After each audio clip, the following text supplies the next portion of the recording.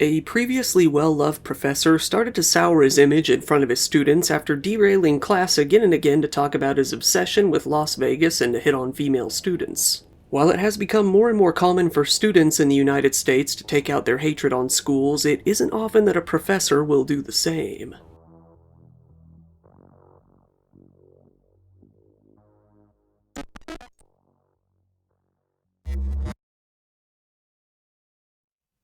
I think we've all had at least one professor or teacher throughout our lives that couldn't really stick to the coursework and instead spent the class period rambling on about their personal life. What's much less common is that professor ends up becoming a rage-fueled maniac, dead set on carrying out some sort of attack against his associates. Why though, you might ask, and for that, let's start back at the beginning. Anthony James Polito, who went by Tony, was born in 1956. Born and raised in North Carolina, he would live there for most of his life. Little is known about his childhood, but we do know that he worked for East Carolina University from 1992 to 1994. Working as a professor of business, this would be the beginning of his long career working at various universities throughout the U.S. During his stint at the university, he was arrested on a charge of computer trespass in Virginia, which is an accusation similar to a charge of hacking. Leaving ECU after 2 years of work, he then worked at the University of Georgia until 1999. He then worked for 1 semester at Brenau University before working at the University of Northern Iowa until 2001. Then, finally, he went back to work for East Carolina University for the next 16 years as a tenured associate professor in the Department of Marketing and Supply Chain Management. All throughout his tenure at ECU in Greenville, Tony was actually well known as a popular, albeit strange professor. While like any professor out there, he had some students who didn't quite like him here and there, he was very well liked for the most part. Part of what made Tony so strange was how lax his classes really were. He didn't take attendance, didn't require the students to buy the textbook, and didn't give many tests. Instead of using his university email address or some sort of a system within the university, Tony preferred his students to contact him through his personal website and email. One of Tony's students who attended his class called Introduction to Operations Management, Paul Whittington, later spoke of how these classes played out. He said that the whole first month of the class consisted entirely of talking about the syllabus. After that, Tony preferred to use each class to tell the students stories about his favorite topic on Earth, Las Vegas. Tony was an absolute fiend for anything Vegas, having dozens and dozens of stories about his time on the Strip and out in the desert to tell his students day in and day out. Paul, saying that the class was the most unconventional that he had ever attended, later said, "I think he went at the end of every semester, so at least twice a year. He would talk about all the hotels that he stayed in, all the restaurants he would go to, all the clubs and shopping places he would go to, maybe some friends that he had made, people he went to visit when he was out there. That was the class. If you could imagine a college class where you just relive someone's vacation, like that was kind of his class. It was all we talked about from the start of the class to the end of it." This wasn't an outlier for that particular class either. Some of his other previous students have reiterated very much of the same, with another who attended his marketing class saying, "He would talk about going to Vegas all the time. He would give us students, like, pointers on when to go, areas to stay, things like that." Other students said that, over time, Tony came to demand perfection of his students. For instance, if a student was asked to print out some documents for him, they would be heavily criticized if the print was misaligned even slightly, being ordered to start them all over from square one.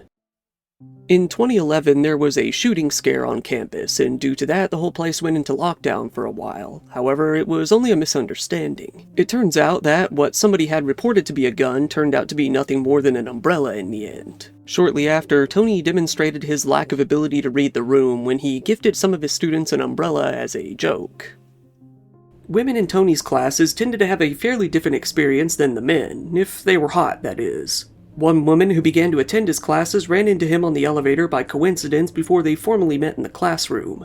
This led to an excited conversation on Tony's part and something of an intern position for the woman. Tony started to go above and beyond to help her with whatever she needed. During one point when he was helping her with her resume, she began to feel that his intentions weren't so pure, saying, "I initially brought my resume and my cover letters and stuff, like just for him to review, but it slowly became apparent that it was not as innocent."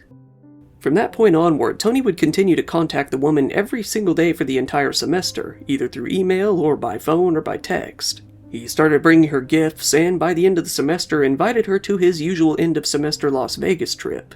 Feeling very uncomfortable, she declined the offer and began to distance herself. Tony started to develop a new obsession, and that was reviews that his students would leave about him. Not only were there the usual end-of-term professor reviews that a lot of universities give out, but the website Rate My Professor had also been growing in popularity. Tony would take the majority of the positive reviews from that website and upload them to his own personal website as well. Not content with only posting them on his website, he would obsessively bring up the reviews during class time as well, often presenting them to the students as a badge of honor and awkwardly asking the students to discuss their thoughts on them. However, while Tony did enjoy talking about the positive reviews, he took much more of an obsession with the negative ones. None of the negative reviews were that particularly scathing, with one reading, "Funny teacher but extremely disorganized. Tell students about real-life experiences to help you understand better. We'll tell stories for the first few months, but then we'll give multiple tests in the last month based off the textbook." Still though, Tony couldn't handle receiving a bad review of any sort. He would do his best to figure out which of his students had left these negative anonymous reviews by heavily analyzing their writings and any past interactions they may have had together. He would often make comments about these negative reviews in class and openly point out which students he thought had left them. Tony had grown fairly active on social media as well, with most of his writings predictably revolving around Las Vegas, the state of Nevada in general, and various conspiracy theories he believed in. He was also more than happy to brag about his self-proclaimed 160 IQ and boast of his membership in Mensa International. On his YouTube channel, he only posted 3 videos, all of which were room tours of Las Vegas hotels. He followed a few channels, those being of political commentators, Vegas travel blogs, and porn stars. Rather than on social media, though, he would often focus more on his personal website. The website looked like something straight out of 1998, being mostly a plain text wall of various links on one single page. All over the page, his ego seeps through, with much of the content consisting of brags in one way or another. While his website seemed to have originally been intended to serve as a resume of sorts, it quickly evolved into something quite different. The resume-style section at the top of the page came to be completely dwarfed by the massive pool of pages listed underneath. He featured links to anything he found interesting in any capacity. A lot were related to his field, the news, and shopping. Of course, many of the links involved travel and Las Vegas. He had a whole section dedicated to shaving supplies and another for cufflinks. One section was entirely dedicated to, as he titled it, "Powerful Organizations Bent on Global Domination." This was a list of what most people consider to be just that: the Skull and Bones, Bohemian Grove, the Illuminati, and more. All in all, a very basic list of average conspiracy theories. More interesting, though, was the section in which he claimed to solve many of the world's mysteries himself. For instance, he claimed that he had solved the mystery of the Zodiac Killer and proved his identity. He also believed that he knew what happened with Malaysia Airlines flight MH370 and claimed to have figured out the identity of what he called the mysterious skyscrapers in Las Vegas. He also seemed to take a keen interest in the 2001 anthrax attacks, in which many envelopes containing the dangerous white powder were sent to various people throughout the United States. In addition to links, Tony wrote quite a bit of the content on the website himself. On one page called Statement of Instructional Philosophy, he rants about universities and how they work. He wrote, "There is political turf fighting, ignoble actions, pettiness, insularity. These halls are best reserved not for those short in moral character, but for those who intend to mold it." Of course, as previously mentioned, Tony's positive student reviews were listed near the top of the page. This positivity wouldn't outweigh what would happen next during his classes, though. One woman was attending Tony's business course at ECU in 2016 when things quickly started to go downhill. Much like the other female students before her, Tony quickly took an interest in her. One day she was in class, Tony felt that her boobs were looking particularly magical. He walked up to her and told her that if she wore a shirt that showed that much cleavage for the rest of the semester, she'd get an A for sure. She, along with the other students in the room that heard what he said, were appalled and pretty grossed out. She reported the whole thing to the university administration. After that, Tony never returned to class. He resigned from his teaching job at ECU completely on January 17, 2017. With his long stint at ECU now over, he wasn't feeling as dejected as you might assume. On the contrary, he felt that this would be the perfect time to do what he had always wanted to do: move to Las Vegas. He did just that, and upon moving to the Vegas area, Tony started working at Roseman University of Health Sciences, a private 4-year school in Henderson, in 2018. He would go on to work there for the next few years, seemingly enjoying his time there as an adjunct professor of business. However, he would be struck with grief when the school abruptly decided to discontinue their MBA program, leaving him without a job. He was let go in June of 2022. This quick and anticlimactic termination would haunt him for the rest of his life. Tony would never get over it. In fact, his rage regarding the incident only continued to grow over time. Desperate to stay in the Vegas area, Tony started applying to be a professor at all sorts of schools throughout Nevada. One of these schools was the University of Nevada, Las Vegas, UNLV for short. This application, though, along with all of the others he sent, were completely unsuccessful. Tony's anger continued to grow. He began to plot carrying out his revenge in one way or another, but he wasn't quite sure on how he would do it. It seems that by July 2022, though, he started to formulate a plan. He went out and bought himself a handgun. From that point onward, he would buy some more supplies for his gun little by little over time, like magazines and a whole load of ammunition. Tony started to prepare a list of his targets. This list consisted of anyone that he wanted revenge against, mainly people that he had met through work over the years. Many of them were his colleagues from East Carolina University. Some were his rival professors, and others were some high-up faculty members that he felt were giving him trouble. On November 5th, 2023, Tony pulled up to the UNLV campus in his car and parked somewhere in the parking lot, scoping out the school. It isn't known why Tony had decided that of all the schools he applied to, UNLV would be a prime target for his revenge, especially considering that most people on his target list were back at ECU over half a continent away. UNLV was far from the only school that he had applied to that had rejected his application. For whatever reason, though, he decided that he would make this school the site of his revenge plan. By December, Tony was really left at the end of his rope. You might think that a man in his late 60s who worked as a professor for over 25 years would have probably saved up quite a bit of money to coast on for probably the rest of his life, but that was not the case. Tony was running completely dry on funds. Not only had he received an eviction notice, but he was also $75,000 in debt to various different credit card companies. Not only that, but Tony had failed to develop any sort of social life in the area, talking to virtually nobody outside of the swinger and sugar daddy websites he would use to try and find women. Every once in a while he would pay for a prostitute to come visit him at his house, where he had a closet full of outfits that he had prepared for them to wear, but he didn't seem to know anyone in the city in any meaningful capacity. Tony decided that he would write letters to everyone he hated in his personal life. This wasn't something he only did to let off steam, as he fully intended to send the letters. He sent them to over 40 people throughout the country, with many of them containing personal messages as to why he hated the person so much. The contents of the letters were very angry to say the least, and more or less explain much of Tony's motivations. Throughout the letters, he seemed completely obsessed with his IQ, using it to either show off or insult any other associates. Despite having lost everything else in his life, at least he could say he was smart, he felt. Ironically though, while doing so, he both used terrible grammar and spelling, making it hard to even understand his point at times. One letter read, "You arrogant, preppy, rich, spoil-ass, smart-mouth scold, you post incomplete on me, 160 IQ UGA PhD student in seminar just to make him beg you for the grade." Another said, "Me 160 IQ already with UG degree in statistics. Some master's classes in stats also." With another yet reading, "You wreck career and life of genius doctor 160 IQ and ethical professor praised by several thousand of ECU students with your pile of paperwork lies." And another saying, "You run national advertisements, say you need instructor of management. Then you ignore all the highly qualified faculty from across the country. Dr. 160 IQ apply. He would vastly benefit your students." Tony's hatred for his associates was very real. Many of the letters were nothing more than profanity and insults without much specific substance. One in particular read, "Your shit-for-brains, ununionized, third-tier dean frat boy Stan Eakins and his crew at ECU criminally forced about 18 tenured faculty of age to abandon their tenure using straight-up lying paperwork and lying students and threats to destroy their healthcare by firing them, just so he could go window shopping for new faculty that might do more useless research to please you fucks at AACSB."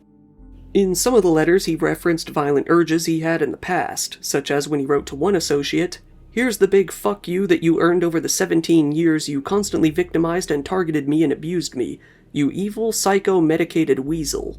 You just damn lucky I had the decency to leave town instead of coming to your house to settle up our business." Toward the end of the letters, he made a much more general message about his grievances.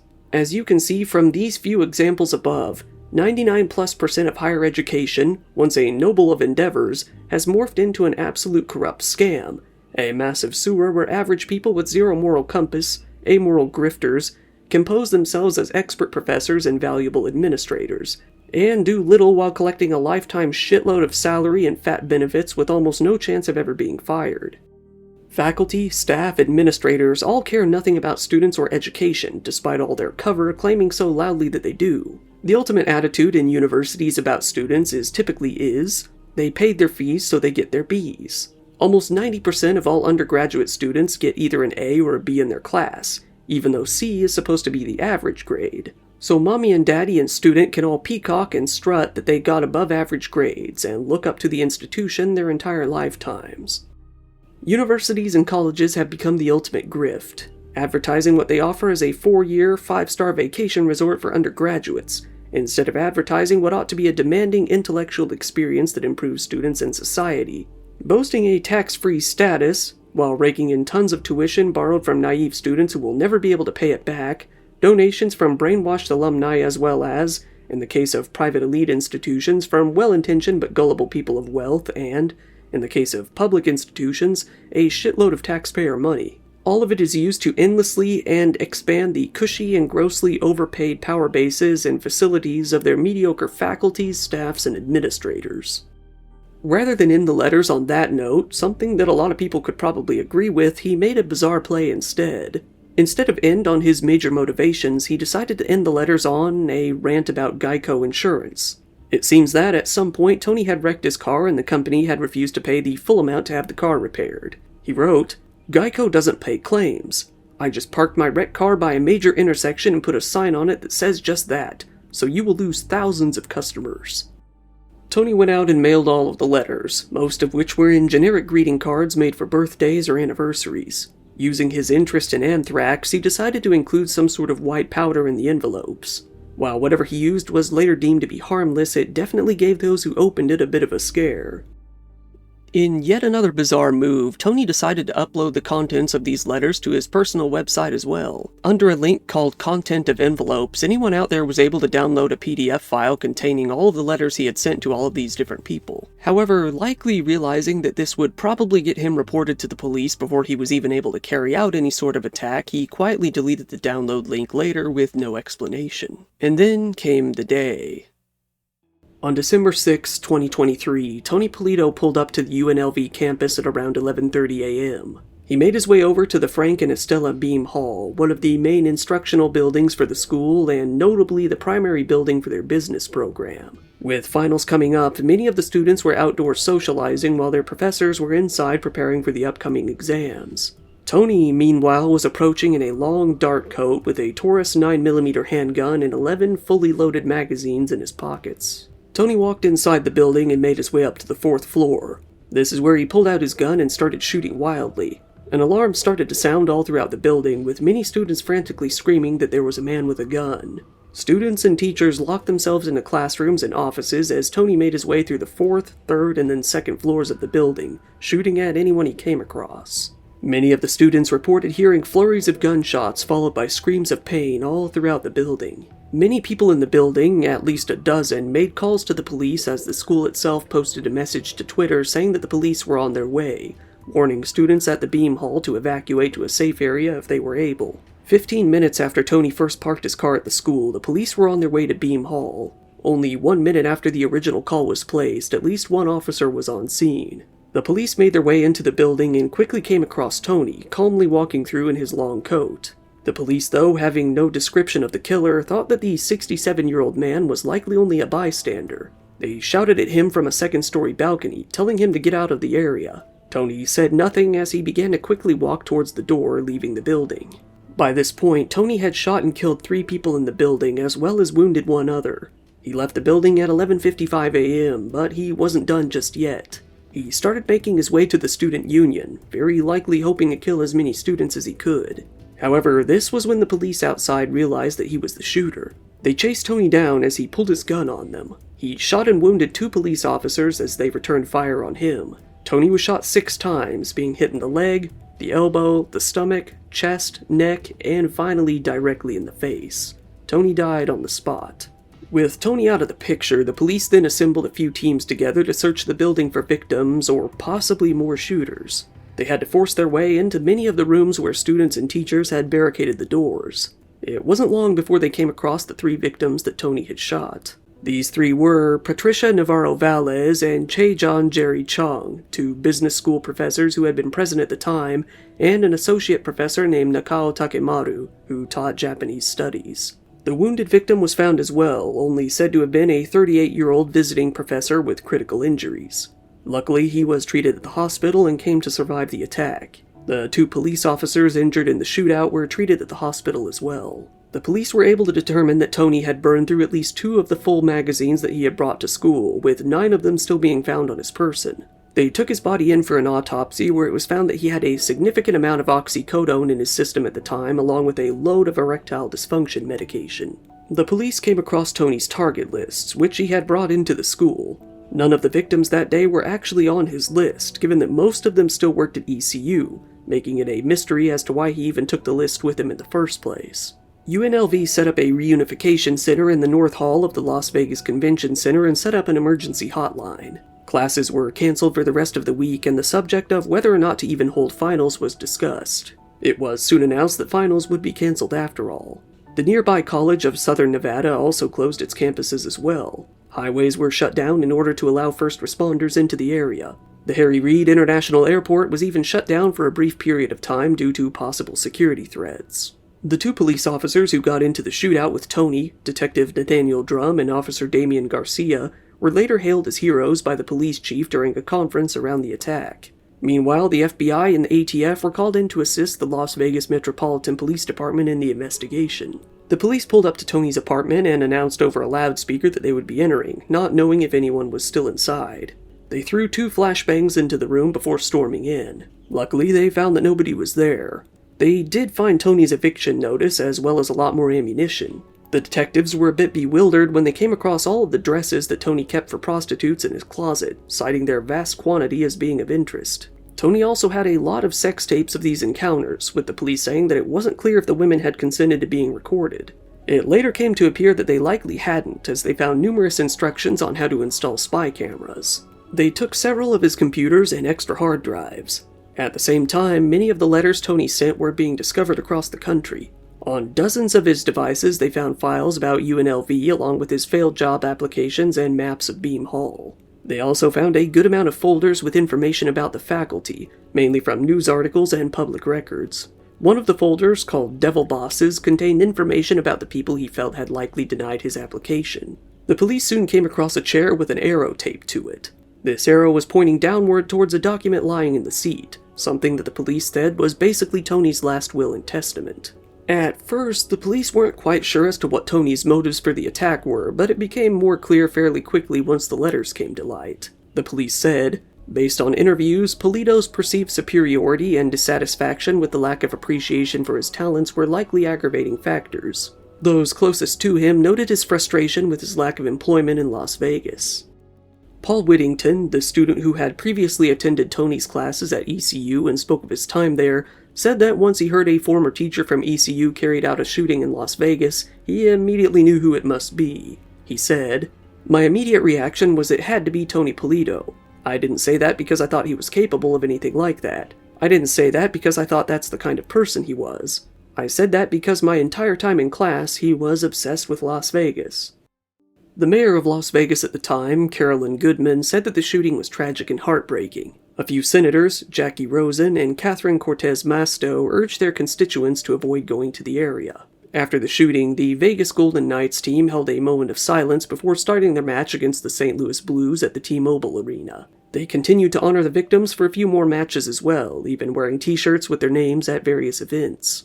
Because of the shooting, the National Finals Rodeo canceled their kickoff and held a moment of silence during their next match as well. The Las Vegas Raiders followed suit, doing very much the same. Shortly after the attack, LinkedIn memorialized Tony Polito's page. It isn't known who or why the decision was made to do so. After a load of backlash, they swiftly deleted his page entirely. Now, Tony is mainly remembered by his students as the oddball professor who hit on girls, bragged about his Vegas trips, and snapped after being fired. His previously positive student reviews have definitely been tainted over time by the knowledge of what he did. Over time, many of his students have remembered more and more behavior that they feel in hindsight at the time they should have felt was more suspicious. Tony likely paid in advance for his website to remain online for quite some time, as it is still up to view in full even 2 years after the shooting. It seems that he wanted his legacy to live on in one way or another, likely feeling that he would be remembered as some sort of fascinating, intimidating figure. He didn't expect that most people would only be looking into him out of morbid curiosity simply due to the fact that he was so strange.